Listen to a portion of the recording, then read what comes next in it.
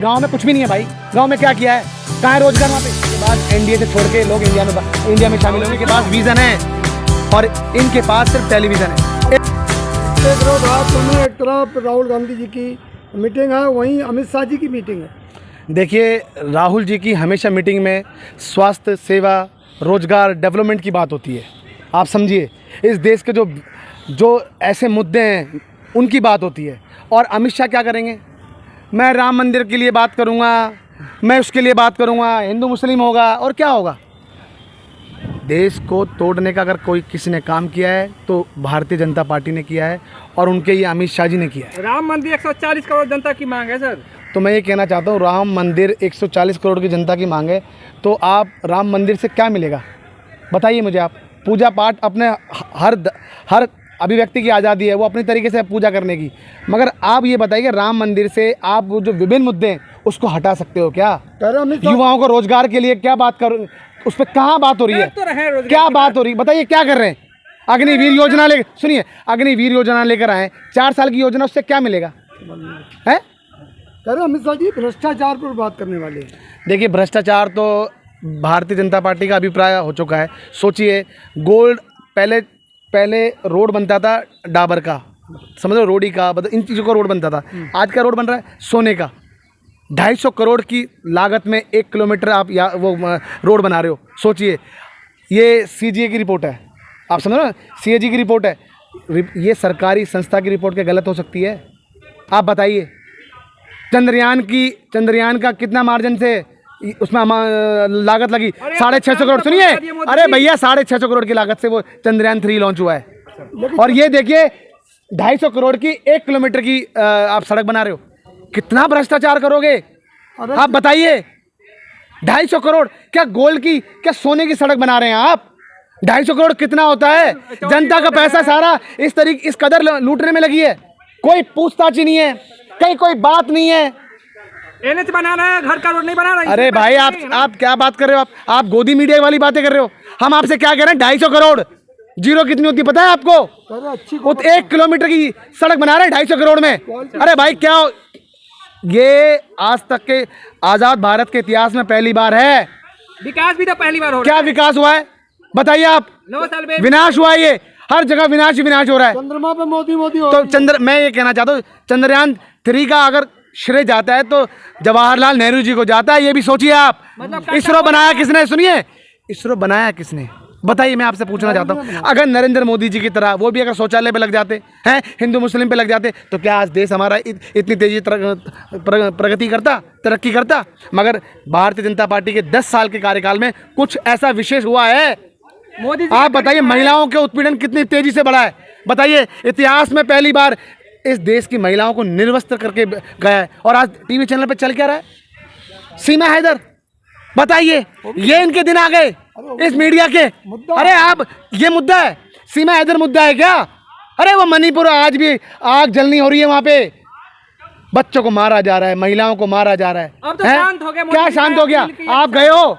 आप तो सिर्फ चैनल लेकर आप तो कहीं भी शुरू हो जाते हो। आपने देखा कितना शांत हुआ है? कितनी बार गए हो? मैं पूछना चाहता हूँ आपसे, आप बताइए कितनी बार गए वहाँ पे? मोदी जी कह रहे, दावे कर रहे हैं कि अब शांति की खबरें। देखिए, मैं कहना चाहता हूँ, सुनिए, नरेंद्र मोदी जी हैं तो हर जगह अशांति है। नरेंद्र मोदी है तो महंगाई है। अगर नरेंद्र मोदी है तो महिलाओं पर उत्पीड़न है। अगर नरेंद्र मोदी है तो बेरोजगारी तेजी से बढ़ रही है। अगर नरेंद्र मोदी है तो डेवलपमेंट खत्म है। याद रखिए, बेरोजगारी देश में खत्म हो कुछ नहीं हो रहा। तो क्या हो रहा है? मैं कहना चाहता हूं, अगर आज भी युवा बैठा हुआ है, सोचिए 10 साल पहले जब इन्होंने इस देश के युवाओं से एक बहुत बड़ा प्रोपोगेंडा रचा था, युवाओं की मतलब आप सोचिए उनके साथ खिलवाड़ करी थी, उनको सरकारी नौकरी के लिए कहा गया था। हाँ, मुझे बताइए, आज वो 22 साल का लड़का आज 32 साल का हो गया है। आपको लगता है वो कहीं नौकरी कर पाएगा? सरकारी नौकरी के लिए आवेदन कर पाएगा? वन नेशन वन इलेक्शन क्या कहेंगे? मैं यही पूछना चाहता हूँ, इनकी सिर्फ एक ही प्राथमिकता है कि देश में अहम मुद्दों से भटकाने का। आप बताइए, वन नेशन वन इलेक्शन से क्या होगा?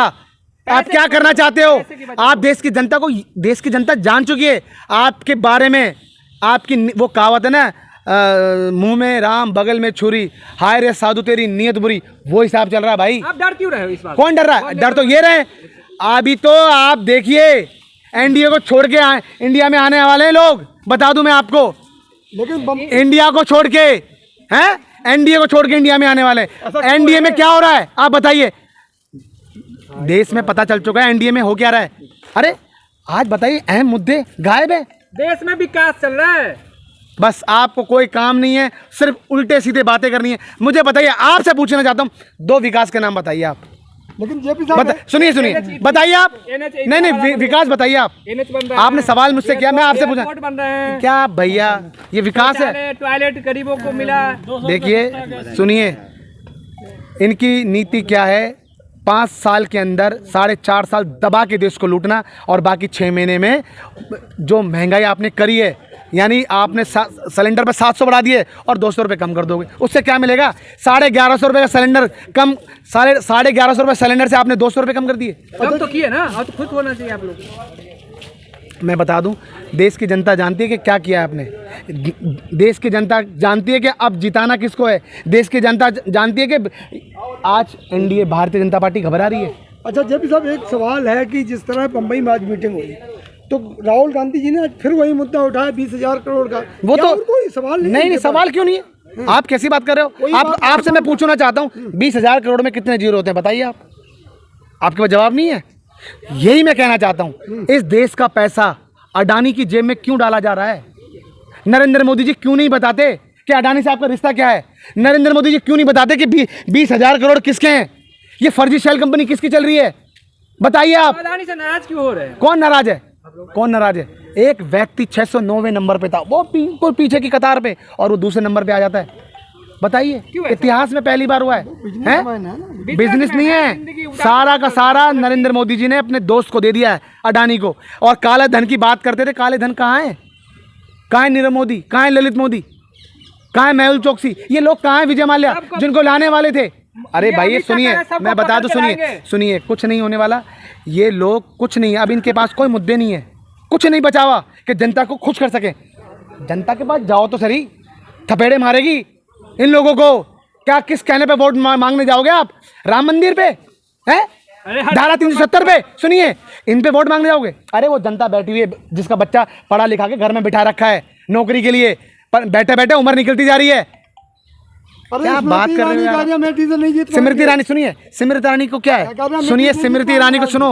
स्मृति ईरानी को और कुछ लेना देना नहीं है, साफ है जमीन पर। ये लोग बिल्कुल साफ है, इनको सिर्फ अपना चुनाव लड़ने का काम करना है, और इसलिए हर वक्त राहुल जी को टारगेट करते हैं। अरे पीछे 2 कदम की दूरी आपके पीछे ब्रिजभूषण बैठे हुए थे, उस पर क्यों नहीं बोलते आप? ब्रिजभूषण पे क्यों नहीं बोलते आप? हैं?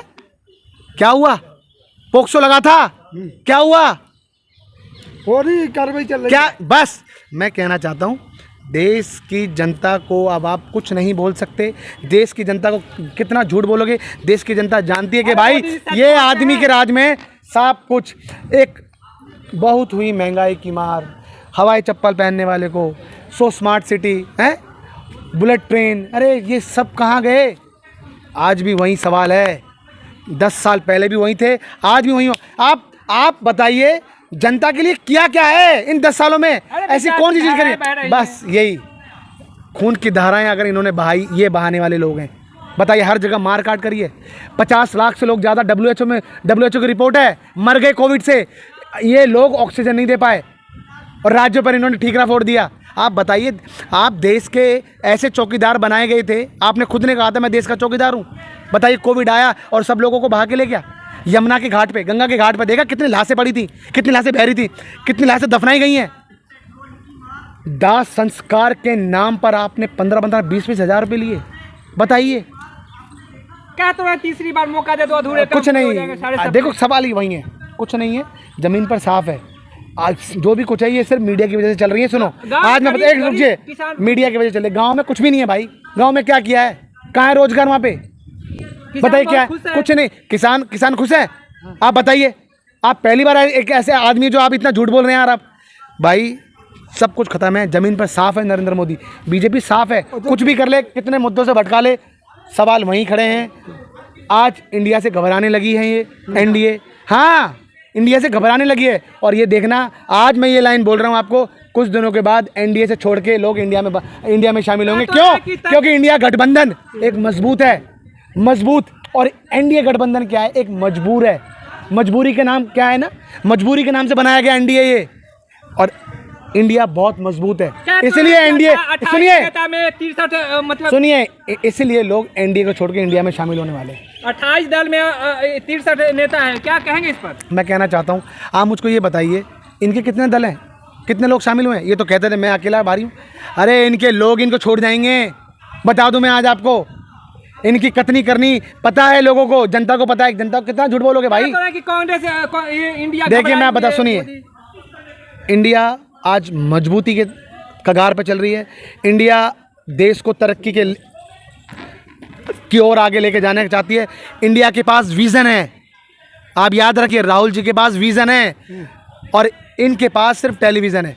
एक मीडिया के नाम से मीडिया ही मीडिया पे चल रहे हैं आप। और याद रखिए, जो मीडिया जो आज झूठ फैला रही है ना, प्रोपोगेंडा रच रही है, सीमा हैदर का मुद्दा उठा रही है, आपको मणिपुर के पे कुछ बात नहीं है, डेवलपमेंट पे कोई बात नहीं है, महंगाई पर कोई बात नहीं है, बेरोजगारी पर कोई बात नहीं है, सिर्फ सीमा हैदर चल रहा है। और दुख की बात क्या है, कोई मुद्दा ही नहीं है, विपक्ष के पास कोई मुद्दा ही नहीं है। विपक्ष के बात बहुत कुछ है, आज विपक्ष से घबराई हुई है।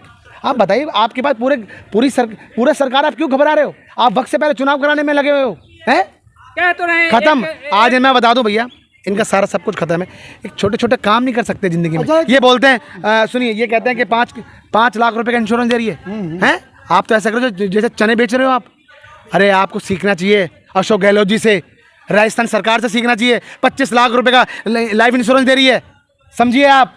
अच्छा जेपी साहब, एक सवाल आपसे है, कल सुमंगला योजना जो है योगी जी कल शुरुआत की, ये कोई सुनो, मैं बता दूं, वही सरयू एक्सप्रेस में कांस्टेबल का रेप हो जाता है, कैसे देखते हो उसको? मैं बता रहा हूँ, यूपी में सब कुछ चरमराया हुआ है। आपने देखा कितने बड़े बड़े दिन दहाड़े गोली मार दी जाती है, क्या हाल है वहाँ पे? क्या जीरो टॉलरेंस की सरकार कहाँ पर है, कहाँ पर है? बताया तो जा भाई साहब, खत्म कर दिया इन्होंने देश में। जहाँ जहाँ बीजेपी की सरकार है वहाँ देखिए आप, कितने दंगे चल रहे हैं, कितना उत्पीड़न चल रही है। अरे महिलाएं खुश नहीं है, सोचिए, एक महिला कांस्टेबल का रेप हो जाता है और आप चुप बैठे हो, आप विशेष सत्र बुला रहे हो।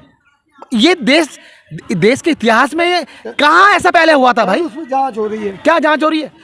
कितनी जांच हुई थी आप मुझे बताइए? अभी इससे पहले कितनी घटनाएं हुई, कितनी जांचें हुई हैं? अरे जांच वाले खुद इनके लोग हैं भाई, अपने आदमियों को बचाना चाहती है। इसलिए मैं आपको कह दूं कि वो दिन दूर नहीं है। आप कुछ भी सुनो भैया, रुक जाओ, वो दिन कुछ भी नहीं है, कुछ भी है। अब सब जनता को समझ में आ रहा है कि ये बहरूपिया है। ये जो कहता है ना कि मैं गरीब का बेटा हूँ, मैं झोला उठा के चला जाऊँगा, याद रखना वो झोले को भी चेक किया जाएगा कि तुम झोले में क्या लेके जा रहे हो। याद रखना इस बात को।